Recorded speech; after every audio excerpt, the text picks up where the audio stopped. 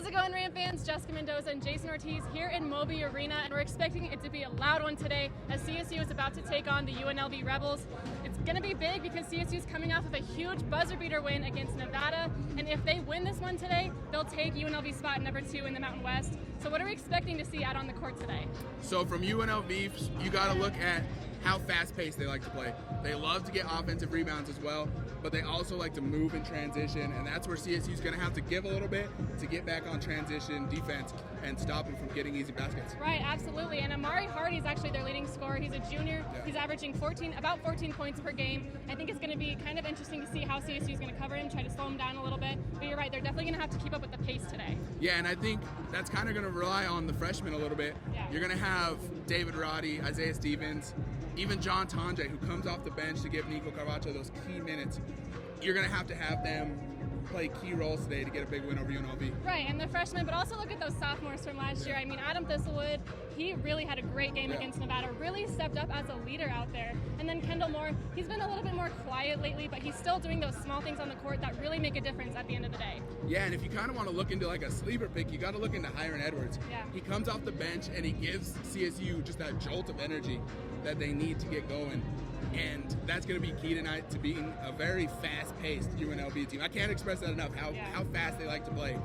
And Hiron Edwards is that guy that can stop them. Absolutely. Well, the tip-off is today at 2 o'clock in the afternoon. We'll keep you updated on Twitter at sports_CTV.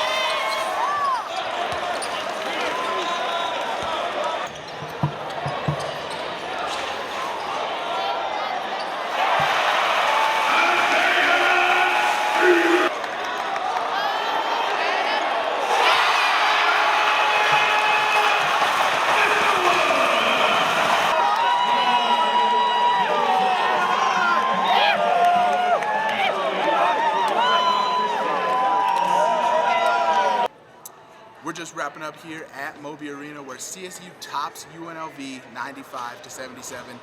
This win moves CSU into second place solely for right now. And Jess, what do we see from the game today? So a lot of great things happened for CSU tonight. First of all, Nico Carvacho tying the Mountain West record for double-doubles in his career. Obviously that's huge, and Medved talked after the game about what an anchor Carvacho is for this team. He's not always a leading scorer, but he's really truly been a leader, and that's what they've needed. Speaking of leading scorers for tonight though, Isaiah Stevens, a freshman, 21 points, nobody's really surprised there. But the momentum he gave this team tonight, hitting that buzzer beater 3 to go into the half, it was like a flashback from their game against Nevada. It's just amazing performance tonight from him. Yeah, and then you got to look on the other side of the ball. He was matched up most of the night with Bryce Hamilton, who also had a very good night quietly because obviously they almost lost by 20. But his 28 points, he's stringing together a lot of good games. It's just he doesn't have the backup from Hardy and Bakay Jean, and they just can't get anything going. Right, and CSU shut down Hardy today. I mean, he only had 7 points tonight. He's averaging 14, leading scorer of the team. So, I mean, I think Medved was really happy with how they were able to shut him down on defense, especially Hiron Edwards. He was, again, quiet on offense, but he was doing those little things as well as Kendall Moore on defense. He started off the game, Kendall Moore, with 2 steals back-to-back, just doing those little things to make sure CSU had possession for the amount of time they needed it. Yeah, and you had those key role players in today's game. They went quietly. Adam Thistlewood, Chris Martin, Hiron Edwards.